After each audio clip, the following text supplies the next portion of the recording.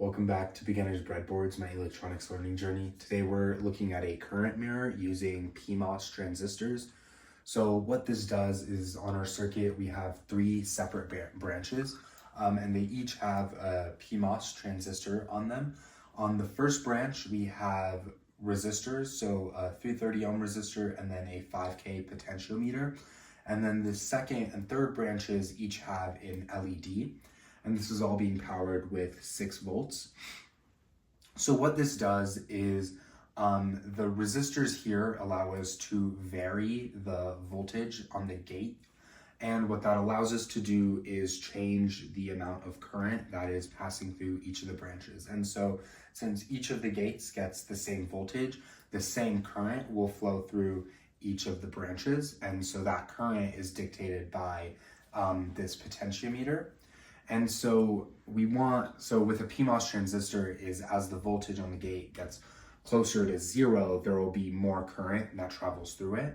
So with the 5K potentiometer, as the voltage here will reduce, if the potentiometer, the resistance here also reduces, which means current will increase.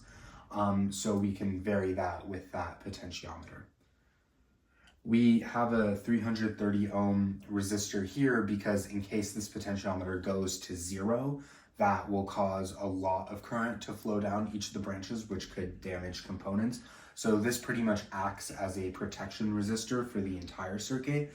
So we don't need, each LED doesn't need its own resistor because it's being controlled by the current here and the current through the transistors. So this pretty much acts as a protection resistor for the entire circuit. So this is the entire circuit built. Here we have our DC power supply with 6 volts. And then we have the current mirror circuit. So this is our 5K potentiometer and then the 330 ohm resistor here. So this is that first branch. This is what allows us to set the current for the other 2 branches, which each have their own LEDs here. So we also have our multimeter, which is measuring the current in the third branch here. So that same current is passing through each of the other branches. And so as we change the potentiometer, we can see the current will start to increase. So this will max out around 7.3, 7.4 milliamps on that third branch. And then we can take it back the other way. So as the resistance increases, the current will go down.